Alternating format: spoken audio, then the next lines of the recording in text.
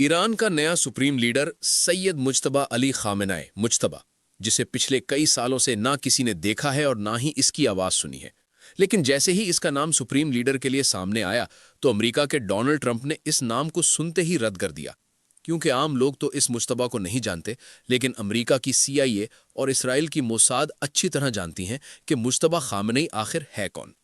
और इन्हें यह भी मालूम है कि इससे पहले मुज्तबा के वालिद अली खामनेई एक बहुत ही सादा और नर्म मिजाज इंसान थे।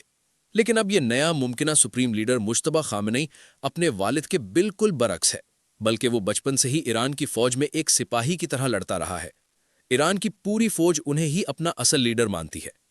और अब ईरान में पहली बार ऐसा सुप्रीम लीडर आने वाला है जो एक आलिम और स्कॉलर से ज्यादा एक वॉरियर यानी जंगजू सुप्रीम लीडर है। लेकिन आखिर मुज्तबा खामनेई यहां तक पहुंचा कैसे?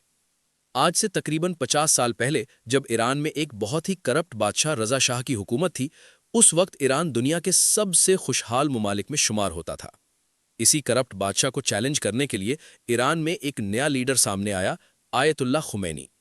आखिरकार खुमैनी की ताकत इतनी बढ़ गई कि ईरान का बादशाह मजबूर होकर हमेशा के लिए ईरान छोड़कर भाग गया, और इस तरह खुमैनी ईरान के पहले सुप्रीम लीडर बन गए। जैसे ही खुमैनी ईरान के सुप्रीम लीडर बने तो दुनिया की कोई भी सुपर पावर उन्हें पसंद नहीं करती थी, क्योंकि वो बाकी मुस्लिम लीडरों की तरह अमेरिका के जूते पॉलिश करने के बजाय सीधा अमेरिका की आंखों में आंखें डालकर बात करते थे और उसे धमकियां देते थे। इसीलिए अमेरिका, इसराइल और बाकी ताकतें पहले दिन से ही खुमैनी से छुटकारा हासिल करना चाहती थीं, और आखिरकार उन्हें एक रास्ता मिल गया। ईरान के पड़ोस में वाक़े मुल्क इराक में एक नया लीडर आया जो इन सुपर पावर्स के लिए खुमैनी पर हमला करने को तैयार था, और उस लीडर का नाम था सद्दाम हुसैन। इसी के साथ सद्दाम हुसैन ने ईरान पर हमला कर दिया। इराकी टैंक सरहद पार करते हुए ईरान में दाखिल हो गए और मुसलमानों के दरमियान एक बड़ी जंग शुरू हो गई। लेकिन जैसे ही जंग शुरू हुई, अचानक ईरान के सदर एक धमाके में मारे गए, जिसके बाद ईरान के नए सदर अली खामनेई बन गए।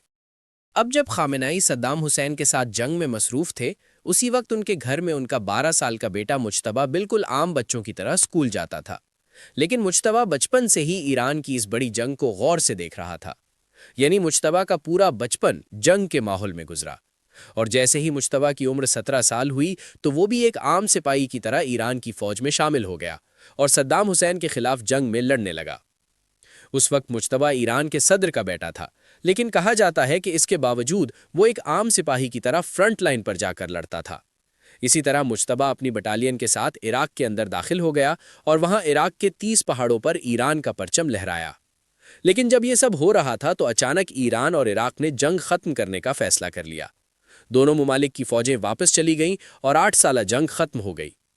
लेकिन इस जंग के सिर्फ 1 साल बाद ईरान के पहले सुप्रीम लीडर आयतुल्लाह खुमैनी इस दुनिया से रुखसत हो गए। अब एक बहुत बड़ा सवाल था कि ईरान का नया सुप्रीम लीडर कौन होगा। इसीलिए ईरान के 86 बड़े उलमा एक इजलास में जमा हुए और नए सुप्रीम लीडर के लिए वोटिंग शुरू हुई। इस इंतखाब में 86 में से 60 उलमा ने अली खामेनेई को वोट दिया, जो तकरीबन 70% बनते थे, और इस तरह अली खामेनेई ईरान के नए सुप्रीम लीडर बन गए। अब मुज्तबा सिर्फ ईरान के सदर का नहीं बल्कि ईरान के सुप्रीम लीडर का बेटा था। लेकिन इसके बावजूद वो अपने वालिद के साथ इख्तिदार में रहने के बजाय ईरान की फौज के साथ ही रहा। इसी तरह अगले 10 सालों में ईरान की फौज और मुज्तबा खामेनेई के दरमियान बहुत गहरा ताल्लुक बन गया, और इस दौरान मुज्तबा हमेशा एक फौजी की तरह वर्दी पहने नजर आता था। लेकिन 10 साल फौज में रहने के बाद मुज्तबा ने एक आलिम बनने की तालीम भी शुरू कर दी। इसके बाद पहली बार उसे आलिमों के लिबास में देखा जाने लगा और वो ईरान के बड़े बड़े उलमा का शागिर्द बन गया। इसी दौरान इराक के सद्दाम हुसैन और अमेरिका के दरमियान भी दुश्मनी शुरू हो गई। सद्दाम हुसैन भी अब अमेरिका को खुली धमकियां देने लगा था। इसीलिए अमेरिका ने सद्दाम हुसैन को हटाने का फैसला किया। अमेरिका और इसराइल ने बार बार ये इल्जाम लगाना शुरू कर दिया कि सद्दाम हुसैन एटम बम बना रहा है। सद्दाम हुसैन बार बार कहता रहा कि उसके पास कोई एटमी हथियार नहीं है, लेकिन अमेरिका ने उसकी बात नहीं मानी और इराक पर हमला कर दिया। लाखों लोगों की जानें गईं और बाद में पूरी दुनिया ने देखा कि इराक के पास कोई एटम बम था ही नहीं। लेकिन इसके बाद अमेरिका और इसराइल ने ईरान पर भी यही इल्जाम लगाना शुरू कर दिया कि ईरान भी एटम बम बना रहा है।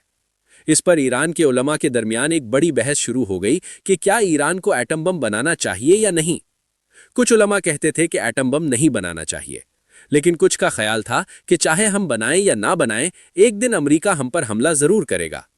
آخرکار ایران کے سپریم لیڈر آیت اللہ علی خامنائی نے یہ بحث ختم کر دی اور اعلان کیا کہ ایران کبھی ایٹم بم نہیں بنائے گا کیونکہ اسلام میں ایٹم بم بنانا حرام ہے۔ لیکن اس فیصلے سے ایران میں سب لوگ خوش نہیں تھے۔ کچھ علماء کا خیال تھا کہ ایران کو ایٹم بم بنانا چاہیے۔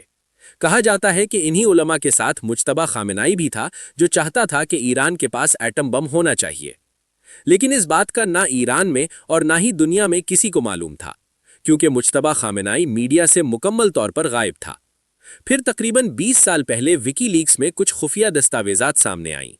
ان میں لکھا تھا کہ مجتبی خامنائی اگرچہ میڈیا میں نظر نہیں آتا، لیکن حقیقت میں وہ ایران کے سب سے طاقتور لوگوں میں سے ایک ہے، اور ہو سکتا ہے کہ مستقبل میں وہ ایران کا سپریم لیڈر بن جائے کیونکہ اس کا ایران کی فوج اور انٹیلیجنس پر بہت اثر و رسوخ ہے۔ ان دستاویزات میں یہ بھی کہا گیا تھا کہ مجتبی خامنائی کا ایران کے نیوکلیئر پروگرام سے بھی گہرا تعلق ہے۔ اسی کے بعد سے امریکہ اور اسرائیل اس کی ہر حرکت پر نظر رکھنے لگے۔ لیکن اس کے باوجود مجتبی خامنائی میڈیا سے ہمیشہ دور رہا اور 15 سالوں سے اس کی صرف چند تصاویر ہی دنیا کے سامنے ہیں۔ لیکن امریکہ کو معلوم تھا کہ مجتبی خامنائی اب بھی ایران کی فوج اور انٹیلیجنس پر بڑا اثر و رسوخ رکھتا ہے، اسی لیے امریکہ نے اس پر پابندیاں بھی لگا دیں۔ اور جب اسرائیل بار بار ایران پر حملے کی دھمکیاں دینے لگا تو ایران کے انٹیلیجنس چیف نے کہا کہ ہمیں معلوم ہے کہ ہمارے سپریم لیڈر کا ایٹم بم کے خلاف فتویٰ ہے، لیکن اگر امریکہ اور اسرائیل ہمیں ہر طرف سے گھیرتے رہے تو ہمیں بھی اپنے نیوکلیئر پروگرام کو دوبارہ شروع کرنا پڑے گا، اور اگر امریکہ نے ہم پر حملہ کیا تو ہمارے پاس اور کوئی راستہ نہیں بچے گا۔ اسی دوران حملوں میں ایران کے سپریم لیڈر علی خامنئی مارے گئے۔ ان حملوں میں مجتبی کی والدہ، بیوی اور بیٹا بھی شہید ہو گئے، یعنی چند ہی دنوں میں مجتبی کی خاندان کی 3 نسلیں ختم ہو گئیں۔ اب علی خامنئی کے بعد ایران کے پاس کوئی سپریم لیڈر نہیں تھا۔ کہا جاتا ہے کہ ایران کے لوگ ایک ایسے لیڈر کی طرف دیکھ رہے تھے جو اس مشکل وقت میں ملک کی قیادت کر سکے۔ ایران کی سڑکوں اور بازاروں میں لوگ مجتبی خامنئی کے نعرے لگانے لگے، لیکن اسرائیل نے اعلان کیا کہ علی خامنئی کے بعد جو بھی سپریم لیڈر بنے گا ہم اسے بھی مار دیں گے۔ اس کے باوجود ایران کے علماء نے دوبارہ اجلاس کیا اور ووٹنگ کے بعد اعلان کیا کہ ایران کا نیا سپریم لیڈر کوئی اور نہیں بلکہ علی خامنئی کا بیٹا سید مجتبی علی خامنئی ہوگا۔ اگر ویڈیو پسند آئے تو رضوان نور چینل کو سبسکرائب ضرور کریں۔